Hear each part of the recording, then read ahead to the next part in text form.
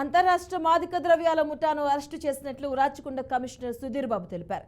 వారి వద్ద నుంచి 40 కేజీల పపిస్ట్రా, 10 గ్రాముల MDMA డ్రగ్స్, 10,000 రూపాయల నగదును స్వాధీనం చేసుకున్నట్లు వెల్లడించారు. మార్కెట్లో వీటి విలువ 45 లక్షల రూపాయలు ఉంటుందని చెప్పుకొచ్చారు.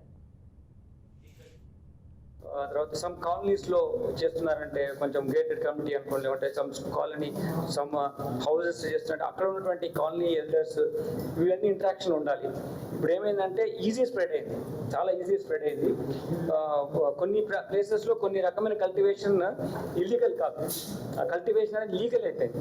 ఆ ప్రోడక్ట్ ఇల్లీగల్ వచ్చి చేస్తున్నా కానీ కల్టివేషన్ కొన్ని గ్రే ఏరియాస్ ఉంటాయి, మెడికల్ పర్పసెస్ కానీ దేనికి కల్టివేషన్ అవుతుంటుంది. దాన్ని ఇక్కడ ట్రాన్స్పోర్ట్ చేసి ఇది ఇట్లా డ్రగ్స్ లాగా అమ్మడం జరుగుతుంది. కాబట్టి కలెక్టివ్ ఎఫర్ట్ గా మనం పెడితే ఇప్పుడు టెర్రరిస్ట్ కానీ ఈ కనెక్షన్ దీని మీద ఉంటుంది, చాలా డ్రగ్ పెడ్లింగ్ కానీ ఎనీ యాంటీ సోషల్ యాక్టివిటీ కానీ కనెక్టివిటీ ఉంటుంది. సో మీరు జస్ట్ డ్రగ్ అని కన్జ్యూమ్ చేస్తున్నారని కాకుండా దీనికి ఫర్దర్ గా ఎన్ని రామిఫికేషన్స్ ఉన్నాయి అవి మన అవగాహనలో ఉండాలి.